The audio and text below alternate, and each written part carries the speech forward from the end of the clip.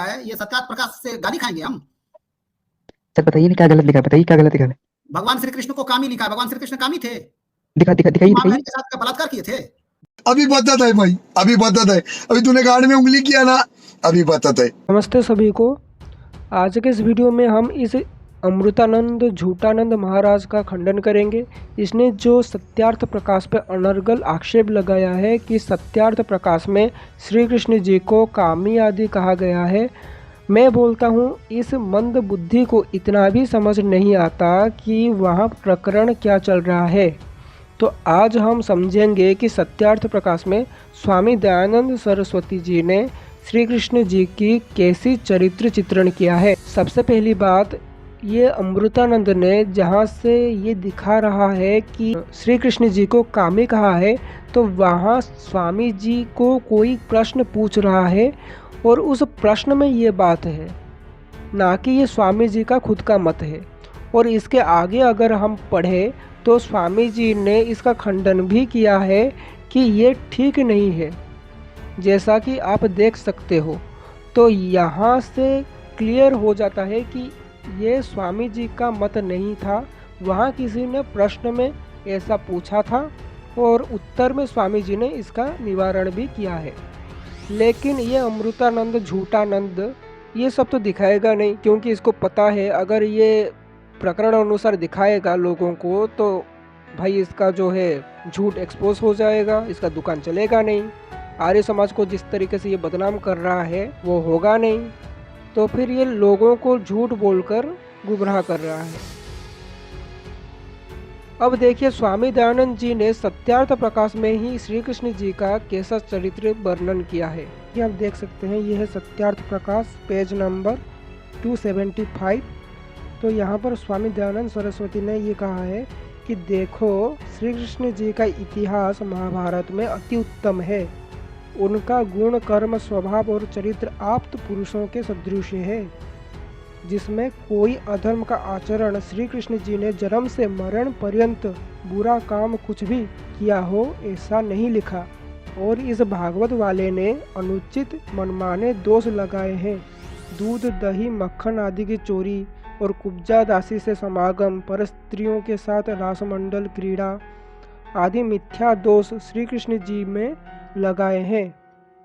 तो यहाँ पर स्वामी दयानंद सरस्वती ने ये खुद बोला है कि श्री कृष्ण जी का चरित्र आप्त पुरुषों जैसा है और अति उत्तम है, जिन्होंने जन्म से मरण पर्यंत कोई भी बुरा काम नहीं किया है। जबकि जो ये भागवत लिखने वाले हैं, ये जितने भी सारे पुराण लिखने वाले हैं, ये जितने भी सारे धूर्त हैं, इन लोगों ने अपने पुराणों में श्री कृष्ण जी का चरित्र को एकदम उन लोगों ने मलिन कर दिया। आप पढ़िए पुराणों को, पुराणों में कैसी कैसी बातें लिखा है श्री कृष्ण जी के बारे में।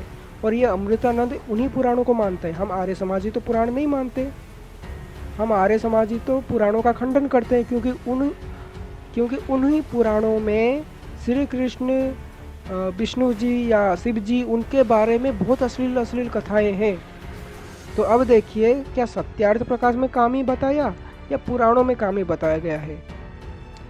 ये देखिए ब्रह्मवैवर्त पुराण, पेज नंबर 426। यहाँ पर श्री कृष्ण जी को कामी बताया गया है, ठीक है। और यहाँ पर श्री कृष्ण जी के बारे में इतनी अभद्र टिप्पणी है कि मैं पढ़ नहीं पा रहा हूँ।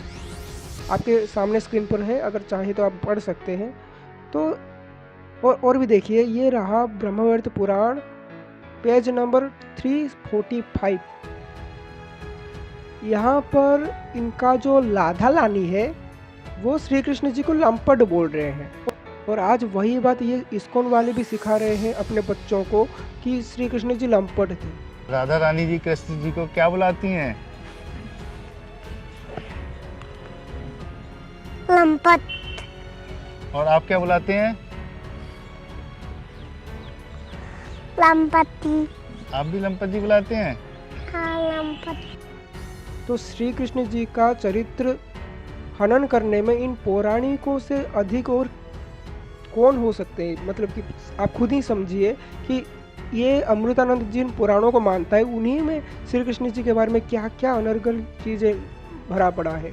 और भागवत पुराण का भी दिखाता हूँ। ये देखिए भागवत पुराण 10वें स्कंद अध्याय 29 श्लोक नंबर 46। यहाँ पर देखिए श्री कृष्ण जी के बारे में क्या क्या लिखा है। स्तन आदि दबाना, मतलब क्या क्या यार, मैं पढ़ नहीं पा रहा हूँ, ये सब मुझसे नहीं होगा।